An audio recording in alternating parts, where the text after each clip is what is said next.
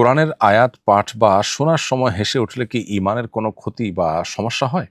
একজন মসজিদে নসিহত করেছিলেন, তার কণ্ঠের স্বর এবং পাঠ রীতির কারণে আমি হেসে উঠেছিলাম।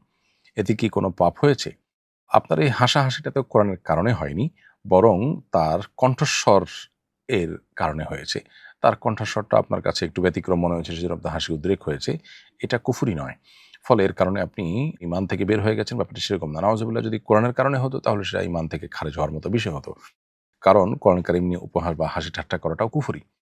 যেহেতু এখানে আপনি কোরআন নিয়ে নয়, বরং তার কণ্ঠ নিয়ে হাসি ঠাট্টা করেছেন, সেজন্য এটা কুফরি হবে না। কিন্তু কোনো ব্যক্তি বিশেষ যার কণ্ঠ আপনার কাছে একটু ব্যতিক্রম মনে হওয়ার কারণে আপনি হাসি ঠাট্টা করেছেন, ঠাট্টার ছলে যদি হাসি হয়ে থাকে, তাহলে সেটাও অনুচিত, কারণ এটা ব্যক্তির অধিকারকে ক্ষুণ্ণ করে, তাকে ছোট করে।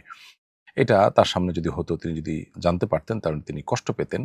অথবা তার সামনে আপনি হয়তো করেছেন, তিনি কষ্ট পেয়েছেন, আপনাকে বলেননি। সোজা কথা, কোনো মানুষ ছোট হয় বা লজ্জায় পড়তে পারেন বা অস্বস্তিতে পড়তে পারেন, সেরকম কাজ করা মুসলমানের জন্য জায়েজ নয়। সেই জায়গা থেকে আপনি হাসি ঠাট্টা করতে পারেন না। তবে ঠাট্টার ছলে হাসি না হয়ে যদি এমনি সাধারণ হাসি হয়, আনন্দের হাসি বা অন্য কোনোভাবে হাসি, তাহলে সেটা হতে পারে। কিন্তু ঠাট্টার ছলেই সাধারণত এই ধরনের হাসি হওয়ার সম্ভাবনা জোরালো থাকে, বিধায় এগুলো থেকে আমাদের দূরে থাকা উচিত।